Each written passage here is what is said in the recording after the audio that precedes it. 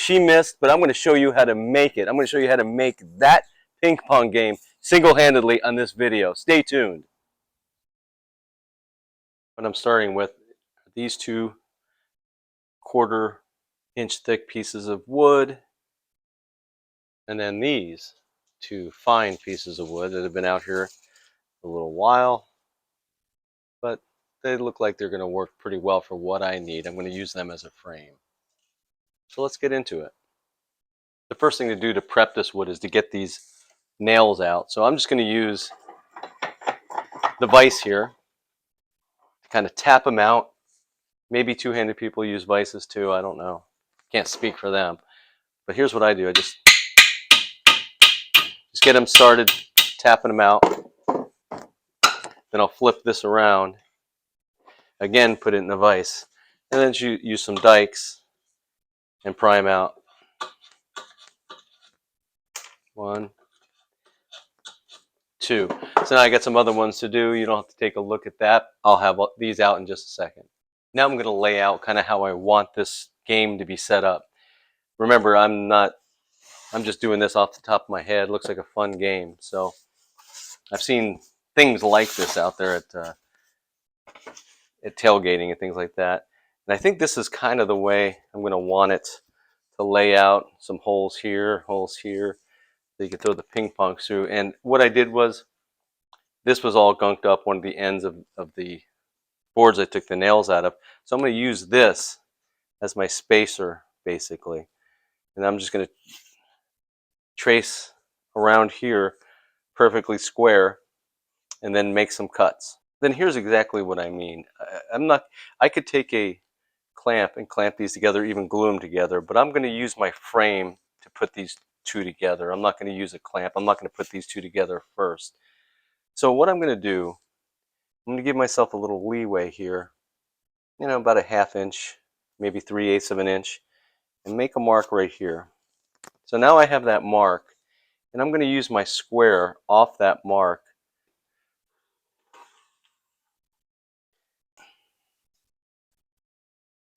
And then same thought here. Use that line I just created. This is all eyeballing. This is not a science here. I'm getting this line even. Square it up. Take it down to the end. Back to squaring. Get some old Honda CL90 parts out of the way. If this doesn't come out true when I make my cuts, I'm going to use a router to router the edges anyway. So it'll look okay. I'm not too concerned about how well this is going to be, how perfect it is at this point. This is just basically creating the square that I want.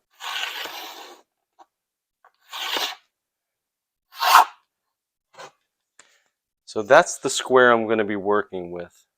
Okay, I'm going to check the ends and see how well it came out on my measurements. They don't have to be perfect because, again, I'm going to use the router. This is 15, a little over 15.5.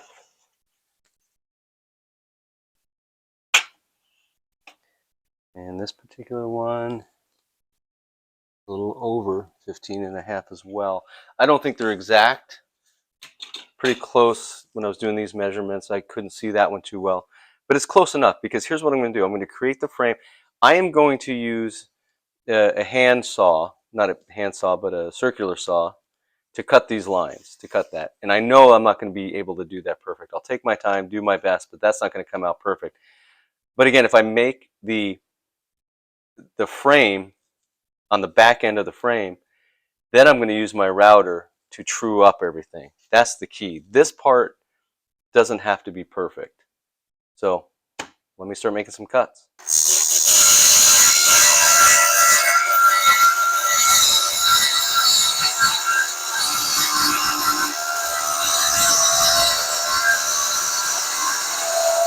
Now I'm going to marry up these 2 pieces. I'm not going to glue them together yet. Again, I'm going to have the frame do that for me. But what I'm doing here is I'm taking the factory cuts and putting them together. And I'm putting them together to give me an idea. And I want this to be the back because you can see where the cuts don't look too good here. So I just want to mark that just to make sure I remember this is the back here. This looks like a 13. Now on the front here, what I want to do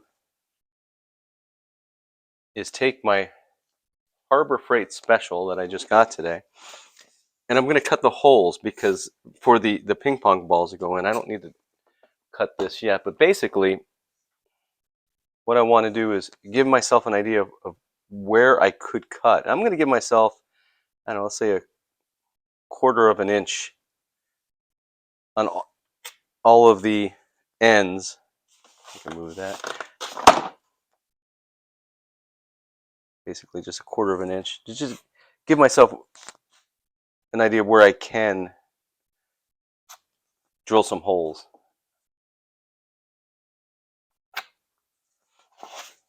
And I'm doing this on the front. I'm doing this on the front. I'm marking the front, but I'm going to sand the front anyway. So that's not a problem. All right.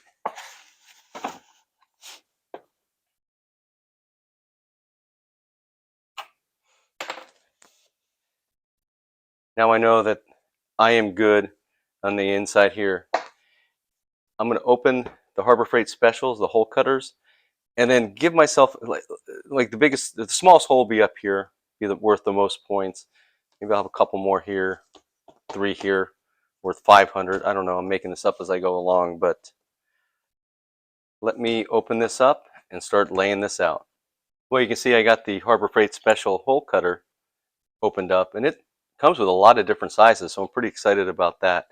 And I went ahead and got a ping pong ball to give me an idea of what size I want to start with, what's going to be worth what. To me, that's probably a little small. I'm going to start with this. These will be at the bottom, however many I can. I'm going to base everything, though, off the center and then move out. How do you get the center point? What's a trick to that? Let me show you a trick that I learned. So you take your ruler and you zero the ruler out. In this particular one, I have to flip it around. So put that in the corner and put the 0, and then move the ruler until you get to an a number that's easily divided. So in this case, I'm just going to do 16. 16 divided by 2 is 8. So if I go to the 8-inch mark right here, I got the center. It makes it a lot easier than trying to do some fancy measurements. And from there, I'll just use my trusty square that up. Because of my marks, I know where my safety zone is. And I'm going to be honest, I'm just going to eyeball this.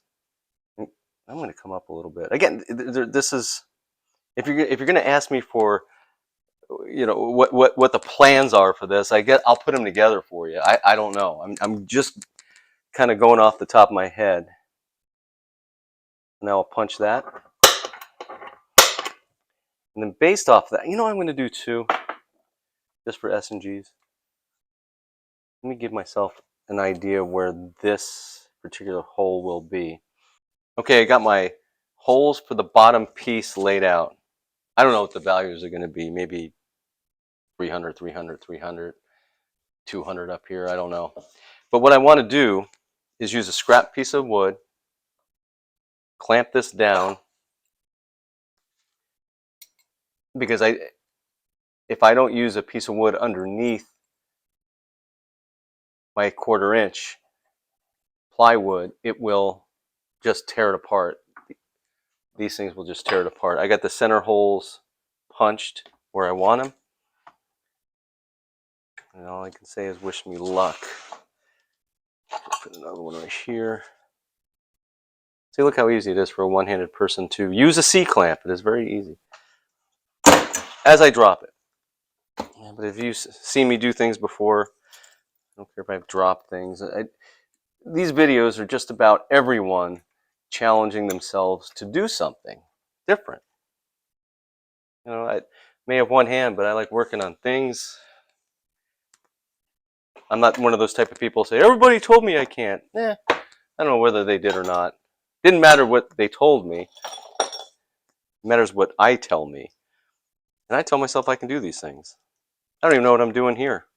Like I said, if you want plans for this, good luck. I don't know what I'm doing.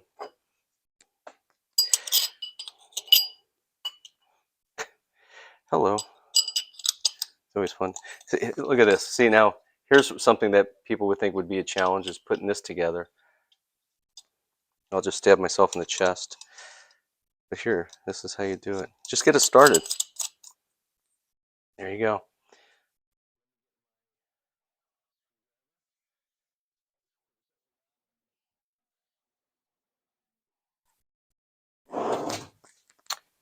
And I'm going to need a battery. So the next thing you'll see me is with a battery.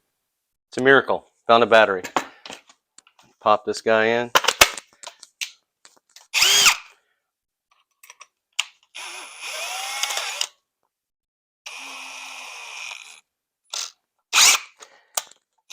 One thing I don't like to do on these types of holes, I don't like going on the high speed. I like low speed and being able to control it.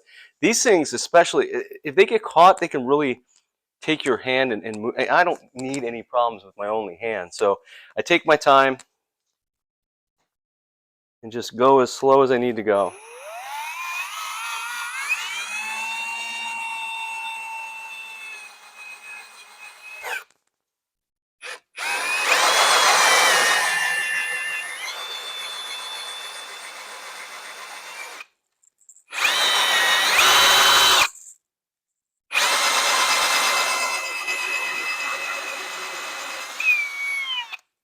There we go.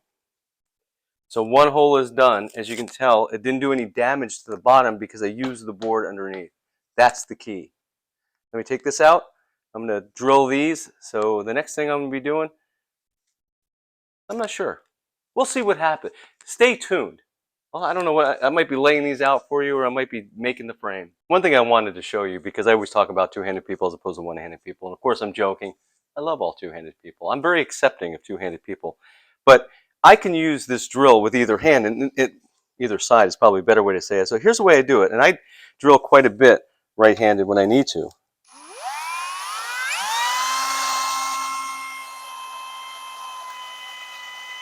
Again, the key is just going slow with this, especially when you don't have a hand. Especially when you don't have a hand holding the drill.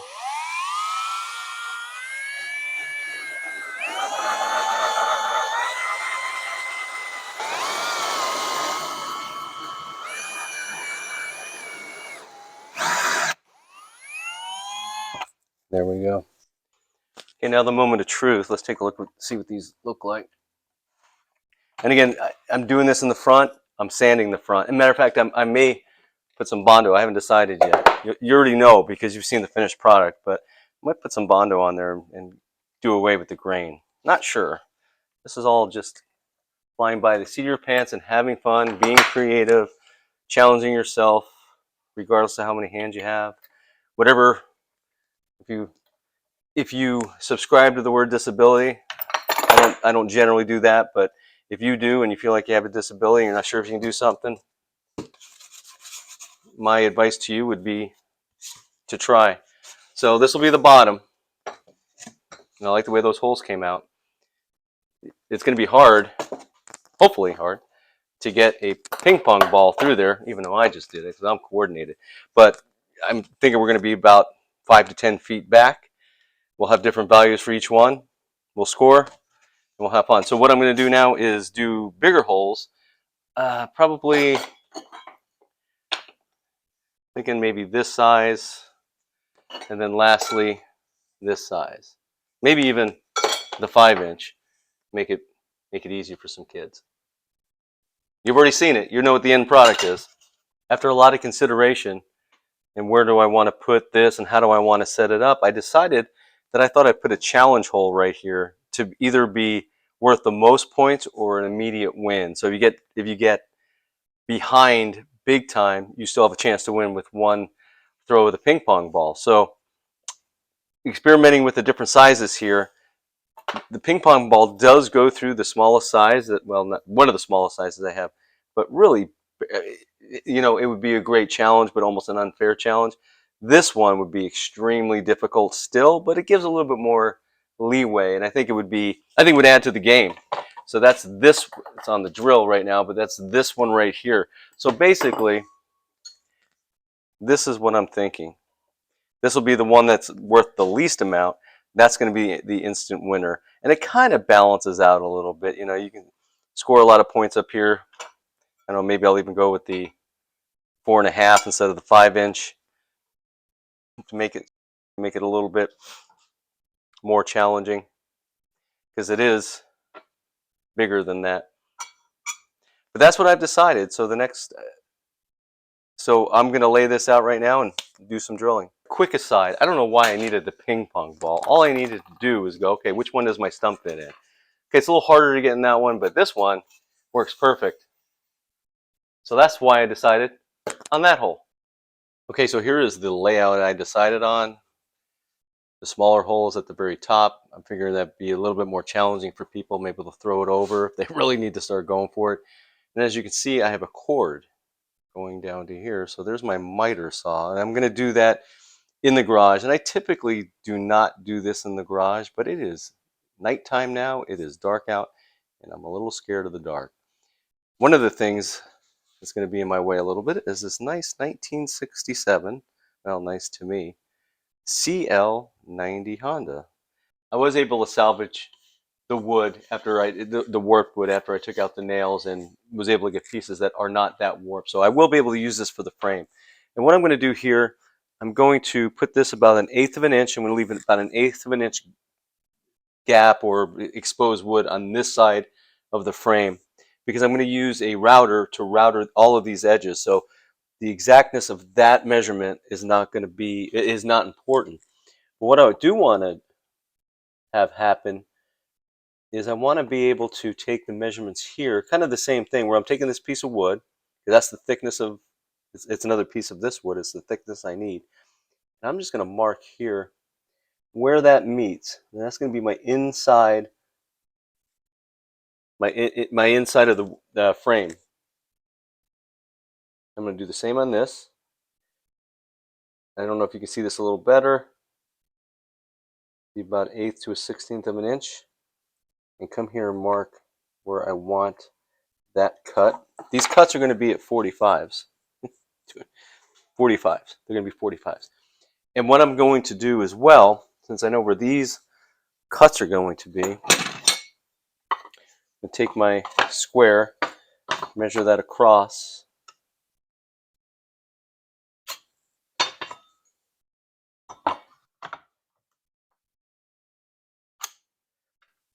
And I'm not going to mirror those cuts with this. I'm going to cut these at the same time so I know they're exactly the same cut. From placing this board here, I know what the inside cuts are going to be. And I also marked the angles of which I want these cuts. So I'm going to leave that exposed. Put these two together because, again, I want these exactly the same length. And there could be better tricks to do this, but this is how I do it. I'm going to take a C-clamp, put these together. Let's get this over a little bit.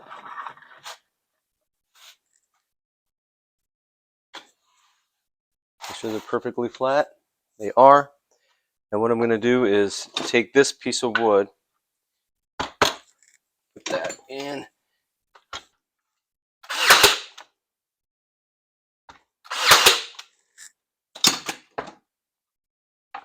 Now I can take this clamp off.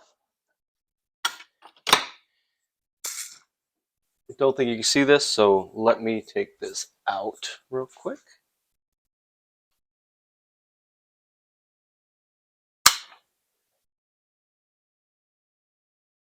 I have the miter at a 45, and I will now cut. Okay, got the wood secured in here. This is the angle I need, so let's give it a shot. I'm going to stay on this side because that wood could kick out.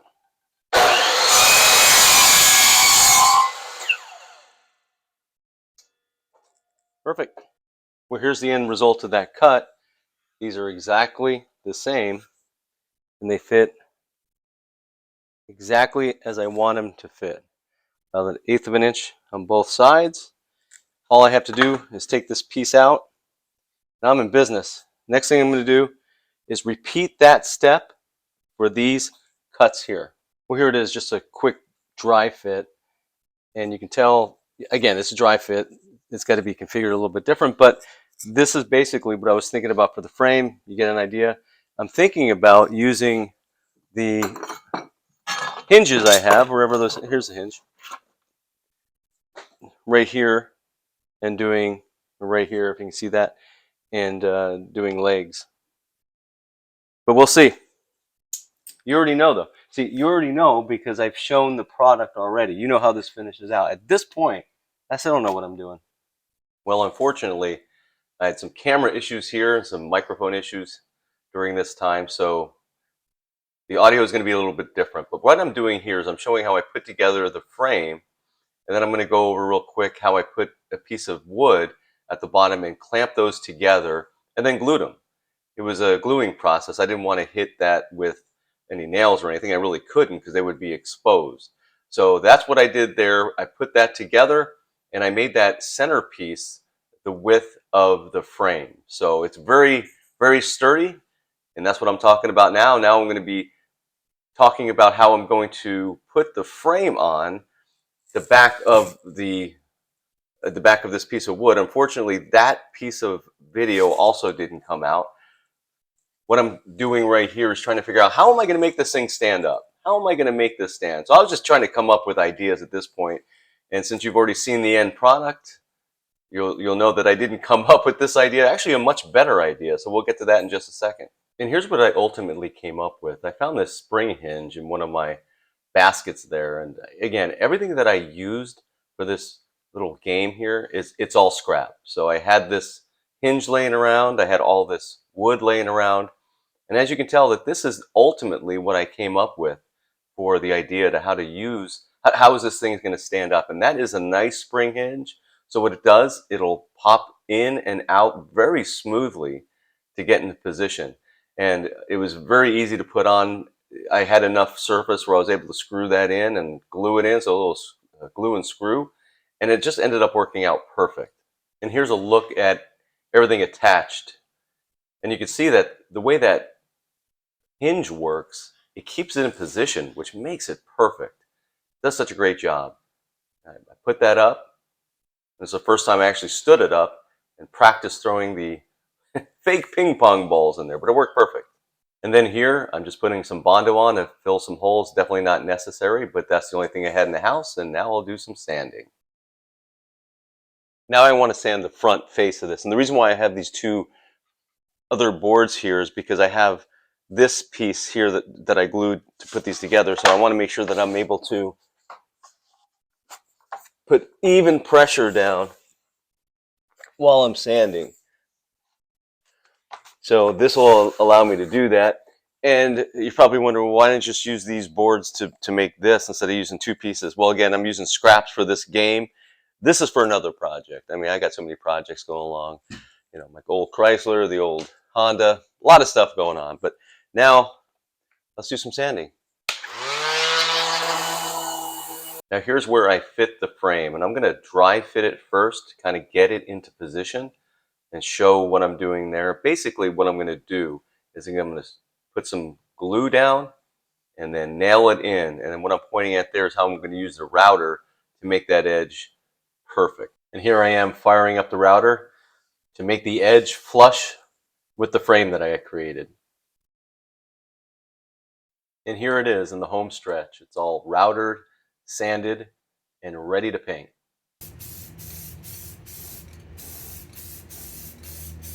The last challenge I had to overcome was, what can I put in the back of this game so ping pong balls wouldn't just fly all over the place if they went through the holes? Well, in the theme of using old discarded items, I just took out an old shirt and stapled it to the back. And here it is, the end result. I'm very happy with how it came out.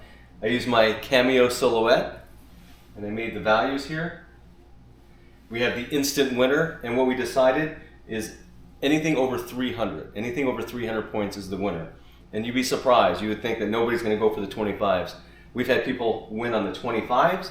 We've had people be very behind and win on winner out of the blue. It makes for such an exciting game. And as you can remember from the back, some of the things that I did, I put this hinge on with the leg, and it just fits perfectly. Stays in there no problem. I love this handle, by the way. The last thing that I showed was stapling the shirt on here, and that was really, between the stand that I made and thinking about the shirt, those are the things really made this thing quite successful. So you get the ball in the hole, and it immediately goes to the bottom, and it just stays there.